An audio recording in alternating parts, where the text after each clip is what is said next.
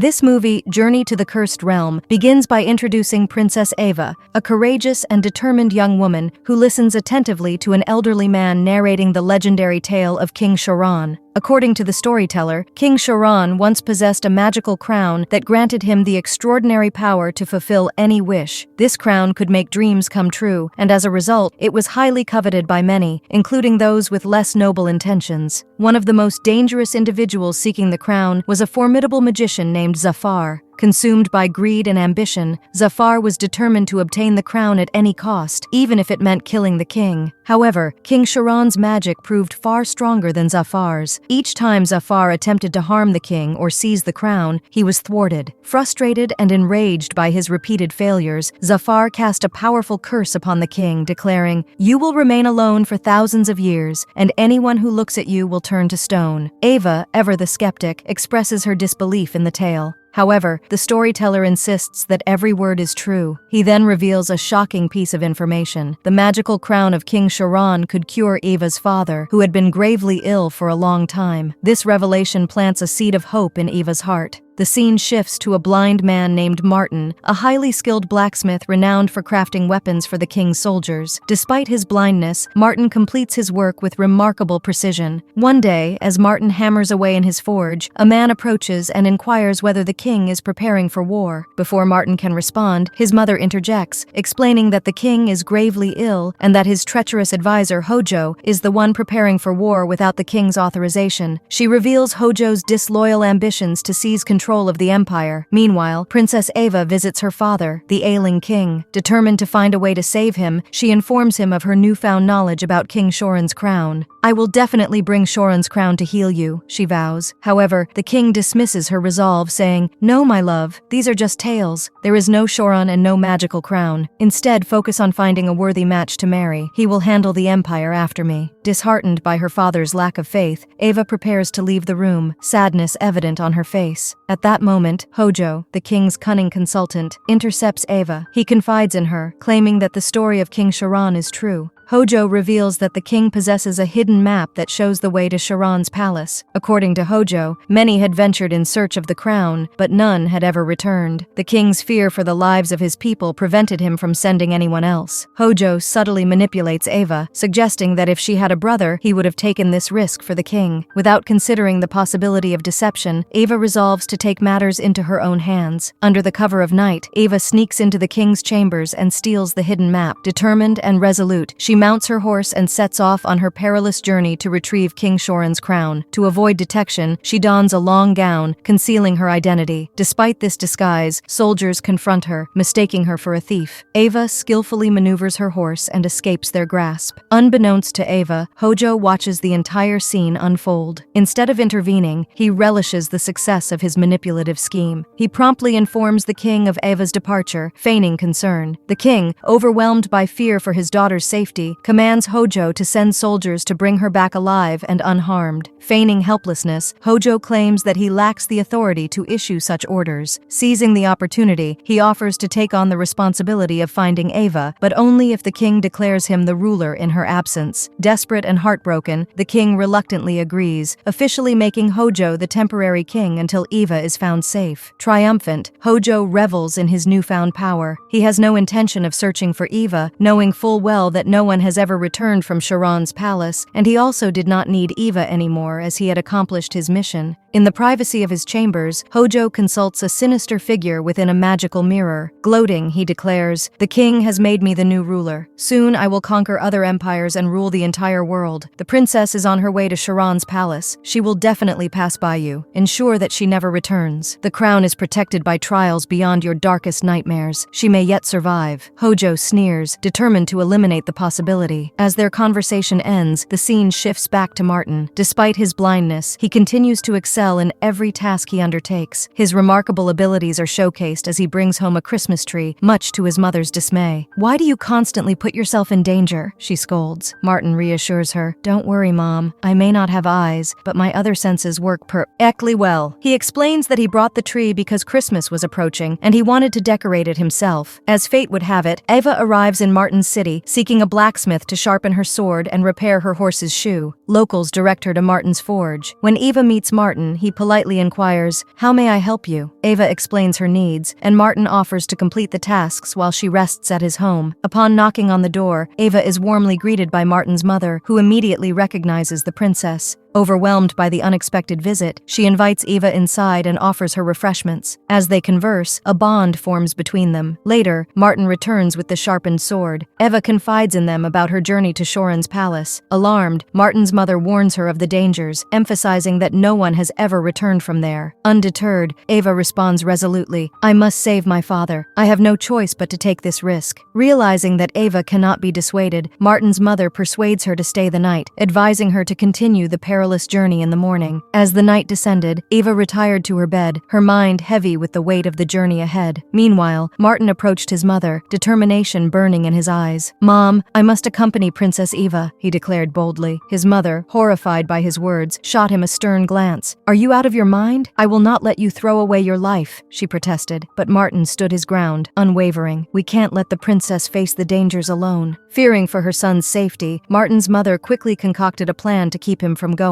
She secretly laced his tea with sleeping powder, hoping it would keep him in bed. The next morning, Martin awoke late, groggy and confused. He demanded to know where Eva had gone, and though his mother hesitated, she reluctantly confessed that Eva had left early that morning. Furious and betrayed, Martin quickly pieced together that his mother had drugged him, but something caught his attention, a familiar scent on the wind, the princess's fragrance. Without a moment's hesitation, he searched the area and found her handkerchief. Still lost in thought, he was distracted when his mother told him to tend to the woodpile. As he chopped the wood, a sudden realization struck him. Eva was in grave danger. The princess's horse had returned without her. With resolve hardening in his chest, Martin dashed inside, grabbing his cloak and sword. "Nothing will stop me," he vowed. His mother tried to stop him, but with those words, she knew it was useless. Reluctantly, she handed him an axe and provisions for the road. He left without looking back, unaware of the dark forces conspiring against him and the princess. Though blind, Martin's senses were unparalleled. He navigated the treacherous paths with ease, his instincts sharp as a blade. The winds whispered of danger, and the shadows seemed to move with a life of their own. Yet, despite the peril around him, Martin's determination never wavered. After days of travel, Martin reached the mountain range that lay before Shiron's palace. His horse, sensing the danger, refused to move. He recalled his mother's warning. This was a place so treacherous, even animals dared not enter. Realizing he must journey on foot, he fashioned a makeshift walking stick out of his axe and set off alone. He eventually came upon a small door, which led to another inside, this one carved into the likeness of Shiron's face. Perched on Shiron's ear was a goblin, who immediately took note of Martin's blindness. "I am the guardian of this realm," the goblin said, eyeing him greedily. "To pass, you must offer me something." Martin, ever humble, answered, "I am but a simple blacksmith. I have no coins to give you." The goblin, not fooled by Martin's plain appearance, pressed on. "What's in your bag?" Martin, unsure but quick-witted, answered, "Food." The goblin's eyes gleamed at the mention of food. "Show me what you have," he demanded. Martin, sensing an opportunity, placed a bun some distance away, allowing the goblin to feast without realizing it was him who had provided the food. The goblin devoured the bun greedily, and in his hunger, he tried to sneak into Martin's bag for more. But Martin, ever perceptive, heard the goblin's movements, and with a swift motion, caught him by surprise. "What is this? A goblin so small,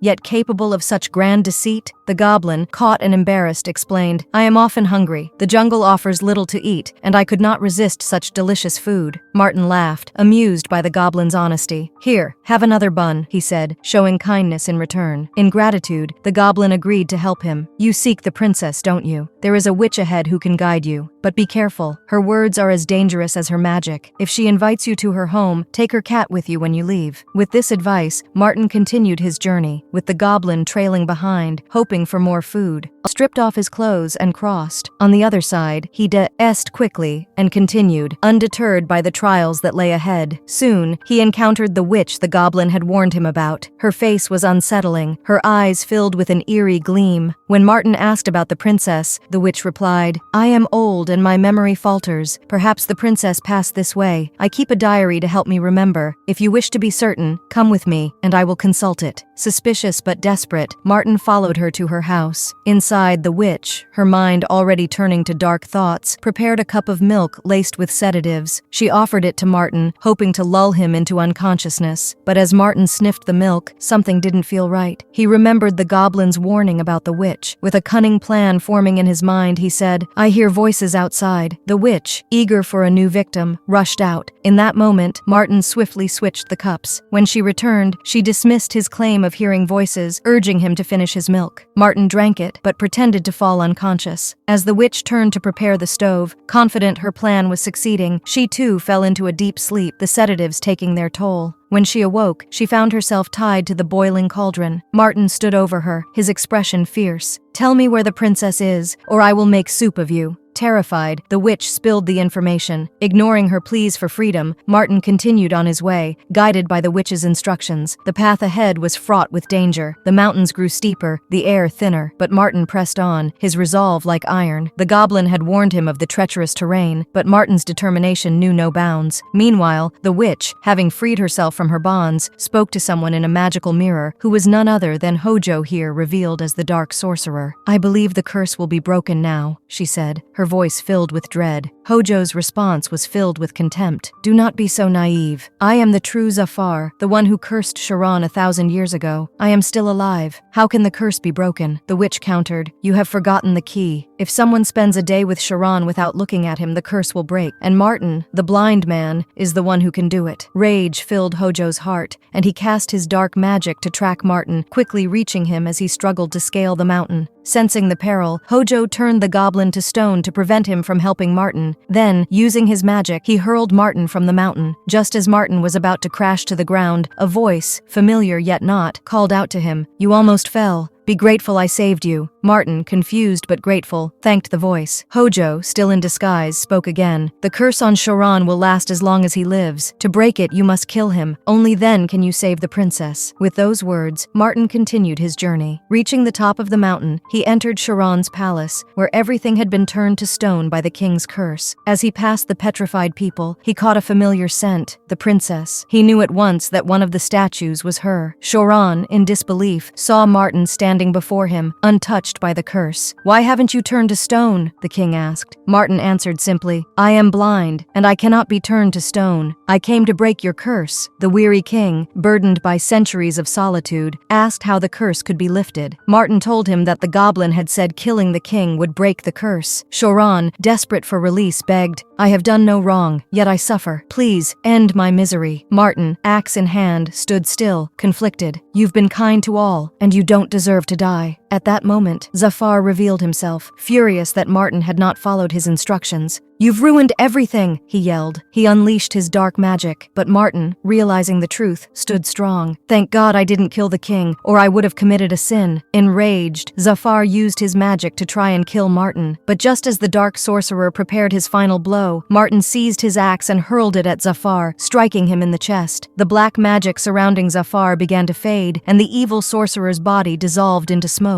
But as Zafar's curse ended, the world began to heal. Shiron's curse lifted, and the petrified people returned to life. The king, deeply moved by Martin's bravery, offered him a reward, but Martin humbly refused. "I came to save the princess, nothing more." Impressed by his humility, Shiron granted him the greatest gift of all, sight. For the first time, Martin saw the world around him, and his heart swelled with joy. Before they departed, Shiron made an announcement. "I name Martin the new king, and Eva the queen. I am too old to rule, and the kingdom must pass to someone like him." The people cheered, but Martin and Eva promised to return after visiting their families. Eva, too, asked Shiron to grant healing to her father, which he did graciously. When they returned, everything had returned to normal. The king was well, and the kingdom flourished under his rule. In the end, Martin and Eva married, and together they ruled Shiron's kingdom with wisdom and compassion. And thus, the story ended, not with a curse, but with the promise of a bright and prosperous future for all.